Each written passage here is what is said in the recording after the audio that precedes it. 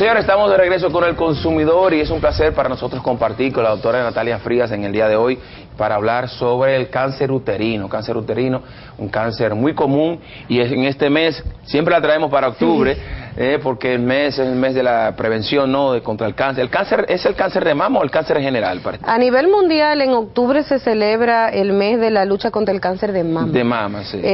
Pero en República Dominicana, las instituciones que han sido líderes en atención de personas afectadas por cáncer, ha adoptado octubre como el mes de la lucha contra el cáncer general. Eso es aquí en República Dominicana. Sí, pero yo tenía la confusión porque veo que en el mundo se habla de mama, pero en República Dominicana se habla de prevención de cáncer. Y bueno, ¿cuál de los dos? Pero obviamente cualquiera de los dos es importante y yo creo que la prevención es importante en cualquier tipo de cáncer.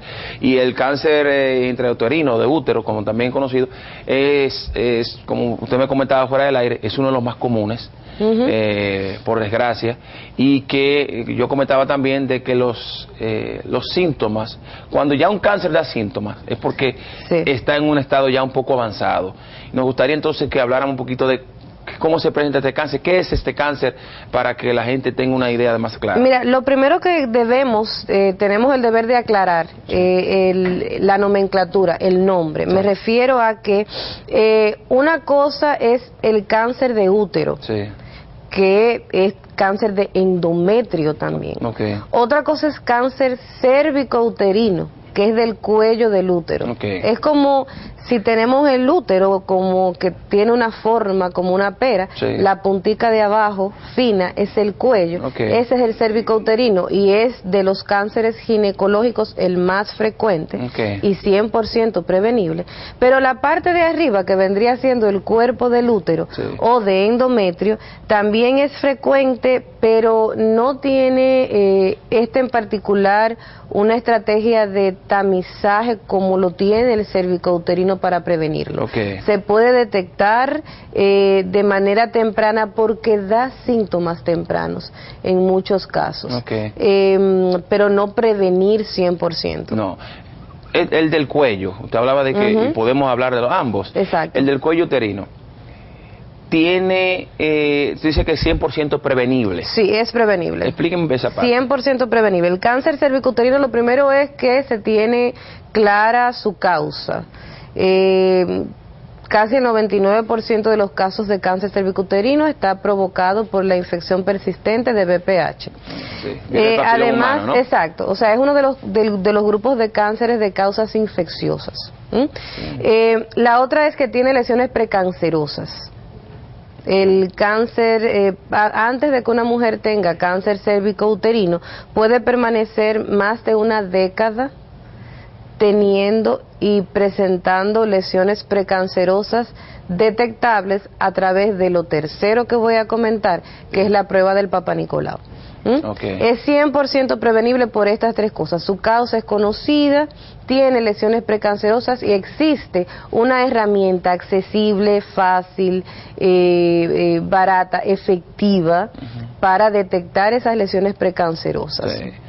Es importante que un poco aprovechar esta ocasión que hablaba del Papa Nicolau, que hablaba de la prevención, para recordar la importancia del Papa Nicolau. Exacto, o sea, es algo tan simple como que someterte a ese interés de acudir a la atención médica, hacerte las pruebas, es algo tan simple como que te saca del riesgo de tener un cáncer, que es el pan nuestro de cada día en el espacio, en la población general. O sea, y yo creo que de una manera u otra todos conocemos a alguien o alguien allegado, alguien conocido, un vecino, o alguien que menciona que ha tenido o tiene cáncer cervicouterino. Es común, no es un asunto bizarro.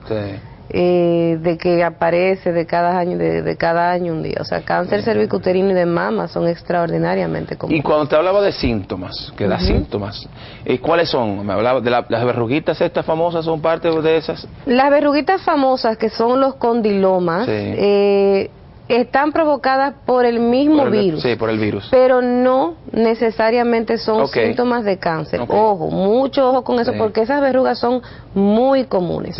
Es bueno explicar que todas las personas que han tenido, aunque sea un contacto sexual o que tienen vida sexual activa regular, tienen una altísima probabilidad de estar en contacto con el virus de papiloma humano.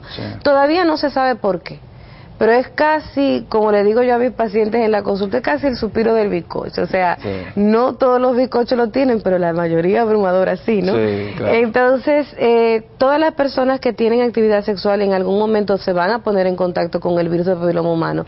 Y esto no significa que todas estas personas vamos a estar en riesgo de padecer cáncer. Claro. Entonces, este virus tiene un grupo de cepas que son de bajo riesgo, muy comunes, que son las que provocan las verrugas, los condilomas. Pero tiene otro grupo que son los de alto riesgo, que son los que provocan las lesiones precancerosas en el cuello. Una persona puede tener de dos tipos de virus, puede coexistir, puede tener los dos tipos de lesiones, pero es bueno que se sepa que la ocurrencia, el antecedente o el tener condilomas, no necesariamente el condiloma per se es una lesión con el potencial de posteriormente convertirse en cáncer. Hay casos excepcionales, como en medicina hay cualquier cantidad de excepciones, pero no es lo común. Entonces, ¿cuáles son los síntomas reales? Los síntomas de cáncer cervicouterino. Síntomas, es bueno aclarar que es todo lo que la persona puede percibir y referir que se siente sin necesidad de ningún estudio. Entonces, los síntomas de cáncer cervicouterino son dolor pélvico, sangrados anormales fuera de lo que es el ciclo menstrual, le hace manchado entre una menstruación u otra, menstruaciones muy abundantes, sangrado después de las relaciones sexuales, eso es un dato muy importante, descargas de secreción vaginal con mal olor, pero cuando estos síntomas ocurren es cuando estamos frente a estadios avanzados. Entonces, en el caso de cáncer cervicouterino, no queremos insistir tanto, claro, siempre hay que informar, siempre hay que educar, pero la insistencia no es en esperar esos síntomas e identificar esos síntomas, sino todo lo contrario. La prevención. Es la prevención porque es prevenible. El otro tipo, o sea, hablamos ya del cuerpo del útero, ¿no? El de endometrio. El de endometrio. Un poquito también explicarnos esto. Ya este no da tantos, no es tan fácil, no es tan usted hablaba de que la prevención es un poquito más complicada. No, explíquenos un poquito esta parte. Mira, el cáncer de endometrio, el endometrio, lo primero es explicar que es esa parte que está adentro del útero, que de manera cíclica todos los meses se desarrolla o se descarga como menstruación. Se desarrolla para preparar el útero para un embarazo. Si ocurre, no ocurre el embarazo, descarte y la mujer menstrua. Eso es el endometrio. Así es. Entonces, el cáncer uterino es el cáncer de esa parte, del endometrio. Entonces, si bien es cierto, no tiene una herramienta como lo es el Papa Nicolau para cuello, para prevenirlo o para detectarlo de manera temprana, pero el cáncer de endometrio puede manifestar síntomas aún en estadios tempranos. Y eso es muy importante. Eso es importantísimo. Exacto. Eso es importantísimo. Y yo creo que es de las herramientas que podemos tener para prevenir es eso. Porque fíjate, pero qué pena, disculpe que le interrumpa, doctora, qué mal. Y vuelvo y repito, hablando del cáncer, la prevención yo creo que es lo importante. Qué mal sería que llegara al síntoma. Y hago este comentario porque mucha gente, muchas veces, a veces no se siente nada. Y dice, bueno, yo tengo que ir al médico, o voy a esperar que me dé el síntoma. Y la realidad no, es que ese chequeo continuo debe ser, por ejemplo, usted dice los ginecólogos, 2 veces al año deben hacerse el chequeo de el Papa Nicolau. Entonces, yo creo que esa parte es vital. Fíjate que cuando te comenté ahorita, cuando empezamos a hablar de los síntomas del cervicouterino, en el caso de endometrio sí es importante que las personas también conozcan estos síntomas que se vinculan con sangrado y con irregularidad menstrual y con abundancia y con sangrados también entre una menstruación u otra, o muy importante, por un asunto de la edad, aquella mujer envejeciente, o quizá no envejeciente, pero aquella mujer que ya está menopáusica, bajo ningún concepto debe jamás manchar o sangrar. Ese es el síntoma sine qua non, uno de los síntomas sine qua non. O sea, una mujer ya entrada, ya le llegó la menopausia. Quítelo de envejeciente porque la menopausia, la menopausia ocurre en edades no necesariamente envejecientes. Pero cuando una mujer tiene un año completo, sin tener ciclos menstruales, sin tener menstruación, se puede considerar menopáusica, o se considera menopáusica. Y luego de esa etapa, no debe de haber bajo ningún concepto ningún manchado o sangrado que no sea investigado. Nosotros nos adentramos mucho en el tema, pero se nos olvidó presentar la encuesta. Salimos a la calle, yo quiero que la veamos, doctora, siempre preguntarle a la gente qué provoca el cáncer uterino, así que vamos a hacer qué dicen las mujeres dominicanas.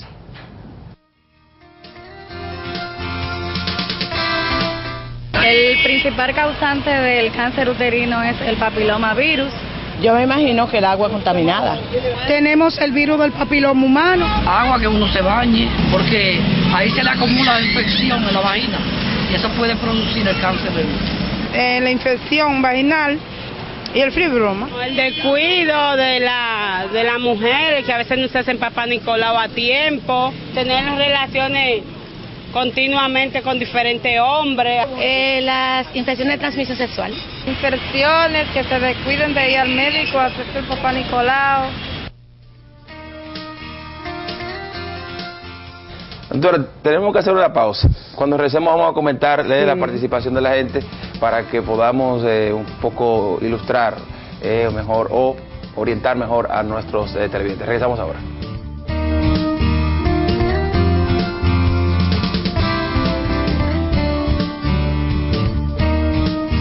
Señores, seguimos hablando con la doctora Natalia Frías sobre el tema de hoy, cáncer del útero en todas sus vertientes, ¿no? Sí. Entonces, vimos la encuesta y vimos que la gente hablaba. Sí. ¿Y qué le pareció? Yo estoy contenta. ¿Está contenta? Estoy contenta porque el mensaje de una manera u otra ha llegado. Mira, la mayoría identificó de manera apropiada los principales factores de riesgo y la mayoría, fíjate, que insistió con infecciones virales o infecciones de transmisión sexual, lo cual es cierto, lo dije cuando comenzamos, y con la no realización del Papá Nicolau. Si hacíamos quizá esta pregunta hace 20 años, íbamos quizá a tener las respuestas que también hubo, que no son las correctas, que es vincular el cáncer con infecciones provocadas por el agua. Sí. Esto no está correcto. Las infecciones genitales provocadas por agua u otro tipo de infecciones no de virus de papiloma humano no se vinculan con cáncer cérvico-uterino. O sea que eso hay que aclarar eso. Exacto. Eso, no hay que tratarlas como sea, pero no hay preocupación hay por que aclarar. Así tampoco vamos. Si bien es cierto que siempre parte del cuidado de la salud es la parte que tiene que ver con el aseo, con la atención oportuna en el chequeo médico, pero no es lo que se insiste hoy día. Se insiste, comentábamos fuera de cámara, que so pena muchos, casi todos de los factores de riesgo del cáncer cervicouterino son prevenibles, porque tienen que ver con conductas de riesgo. Aún coexistan todos esos riesgos en una mujer, si esa mujer acude de manera regular a su chequeo ginecológico y la toma de muestra de Papá Nicolau, se amortiza ese riesgo. Sí. Aunque siempre es importante recordar el tema de las relaciones sexuales, no tener múltiples parejas, tratar de tener una sola pareja, de usar preservativos, aunque claro, doctora, sí. Aunque doctora, usted también creo que nos comentó en algún momento que vino aquí al programa y varios invitados nos han hablado de que para el caso del virus del papiloma humano, los preservativos no son totalmente seguros. Claro, nosotros siempre reivindicamos el uso del preservativo por su altísimo valor y protagonismo en prevenir también otras enfermedades catastróficas como por ejemplo el VIH. El VIH, claro. Pero en el caso del virus de papiloma humano, la cobertura, la parte que cubre el preservativo no garantiza que no haya exposición del virus o que no haya contacto con el virus. Me explico. El virus de papiloma humano puede estar presente en cualquiera de las mucosas que se involucran en el contacto sexual, incluyendo la boca. Sí, así es que... Entonces, el preservativo cubre una parte muy limitada. Aunque hay preservativos de la mujer, estos lamentablemente no han tenido un uso, ni las poblaciones se han empoderado en su uso, y el preservativo masculino, que es el que mayormente se usa y conocemos, cubre una parte muy específica, ¿no? Así es. No todo. Doctora, entonces, ¿qué se hace? O sea, una persona, la prevención, no el mecanismo de prevención, y ya padece, se detecta cáncer.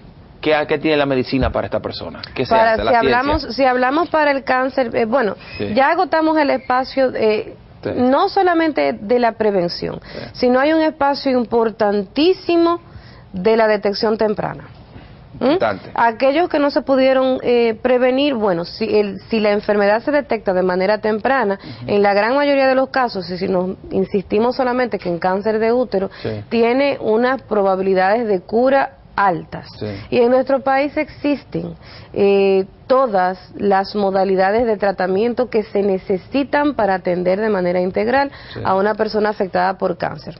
Entonces, claro, el uso de una u otra modalidad de tratamiento entre cirugía, quimioterapia, radioterapia o una combinación de todas depende del momento en que se detecta la enfermedad. Pero es bueno insistir con que en nuestro medio existen las tecnologías que las personas necesitan para ser atendidas. Ya lo saben, señores, la palabra clave de esta intervención, de esta participación, de este tema de hoy es la prevención. Yo creo que el hecho de hacerse su Papá Nicolau, o sea, regularmente, visitar a su médico y la prevención también con respecto a las relaciones sexuales. Hemos hablado muchísimo en el programa de eso. La doctora Frías también un poco ha dado retoques de esto, de que debemos, a la hora de tener relaciones sexuales, tratar de que usar preservativos. Los preservativos no son la panacea, no son la solución, no son la solución total, pero ayudan en algunos casos. Y tratar de tener una única pareja sexual, porque la realidad es que la abstinencia o la fidelidad también es parte vital de esto, ¿verdad? Aunque usted no lo crea. Es cierto, porque la gente no entiende que cuando usted tiene relaciones sexuales con una persona, usted está teniendo relaciones sexuales con todas las personas que esa persona ha tenido en algún momento. Sí, es cierto. Pero lo que se ha demostrado es que hay muy pocas intervenciones en salud que se hayan considerado efectivas para modificar algunos comportamientos. Entonces, lo que se insiste es ya no necesariamente en modificar el comportamiento del contacto sexual o la parte social o la parte personal, sino enseñar a las personas que, mira, si bien tienes el derecho y la libertad de comportarte sexualmente, hazlo de manera protegida y responsable, que no tenga implicaciones deleterias para el espacio de salud, que es lo que estamos hablando ahora. Doctora, de verdad que muchísimas gracias. Siempre encantada. Agradecido de su participación, aprendemos muchísimo de estos temas tan interesantes. Y además este mes es bueno siempre recordarlo, como es el mes de la prevención del cáncer en la República Dominicana y el cáncer de mama en el mundo. Que tenemos que hablar de ese cáncer, doctora. Vamos a ver si para la próxima semana, durante el mes de octubre, usted viene y hablamos también de la prevención del cáncer de mama. Muchísimas gracias. Gracias. Nos vamos a la pausa. Cuando regresemos tenemos al doctor Wilfredo Delfonso Mañón Rossi con nosotros. Regresamos ahora.